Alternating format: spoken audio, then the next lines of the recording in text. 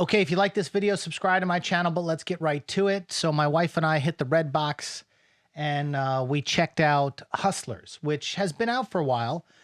But there was a lot of buzz about it because everyone said that J-Lo had been snubbed for the Oscar nomination or whatever, because I think she was nominated for a Golden Globe. And so we watched it last night, and I enjoyed the movie. I thought it was good. What I won't say is that I don't necessarily think that there was a lot of nominations that should have gone down on this movie.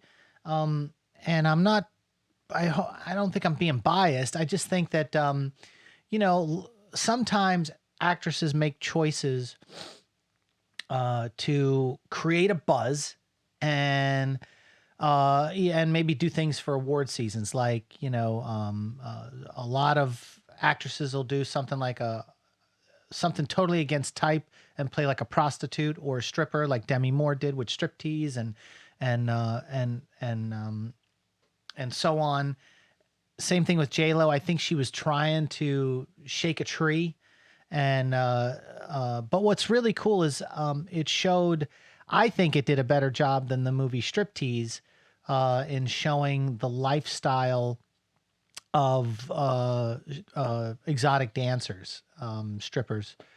And then it's interesting because I guess it's based on a true story. It kind of talks about how it's called Hustlers because, they have to hustle up their money. They have to, kind of prey on guys that come to the club, get them all turned on, get them excited, and then, take them up to the next room because that's really where they make the money, $20 a throw on every one of these lap dances and stuff like that.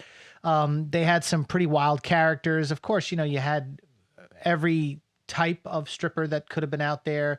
One that, had a possessive boyfriend, one that had a deadbeat boyfriend, one that didn't want anybody at all, and just was focused on her career. One that's, almost finished college, but, the money in stripping is so good that they don't leave and actually pursue their career.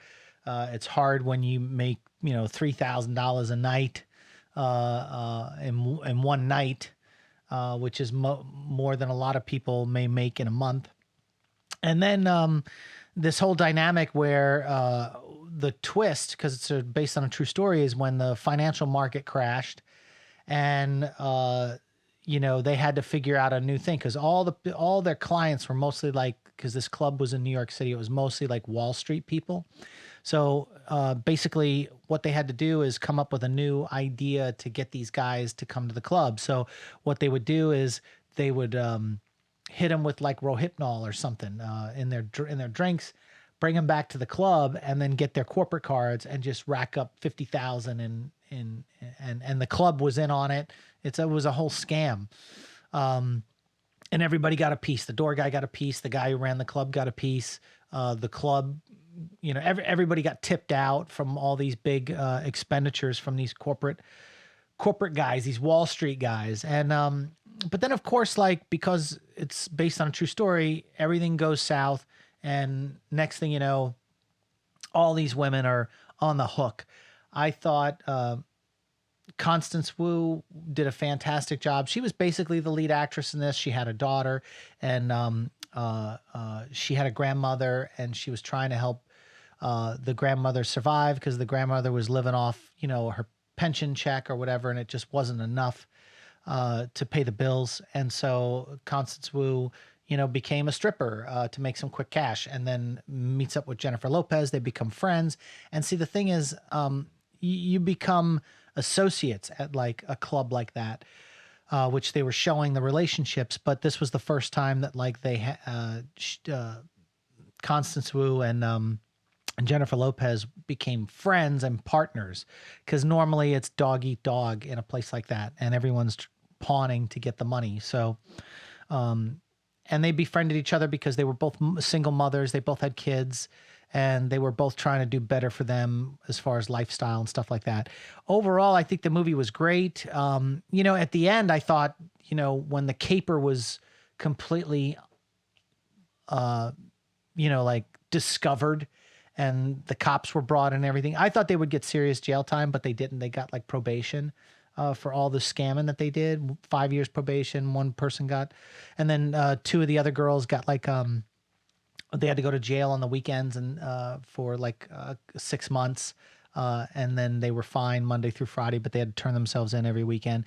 And because they frauded these guys. But what's really crazy is the rationale behind it that Jennifer Lopez makes a comment in the movie is that these Wall Street guys, when the crash happened in 2008, they defrauded millions of regular people.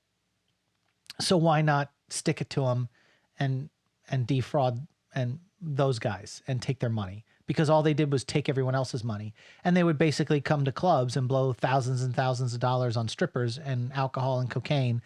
And that's what they were doing with the taxpayer money when the mortgage crisis hit and the '08 recession hit, is basically their perspective. So they were just getting back what was taken from the rest of the middle class and the people that were struggling. So it had a moral story to it, which I thought was great.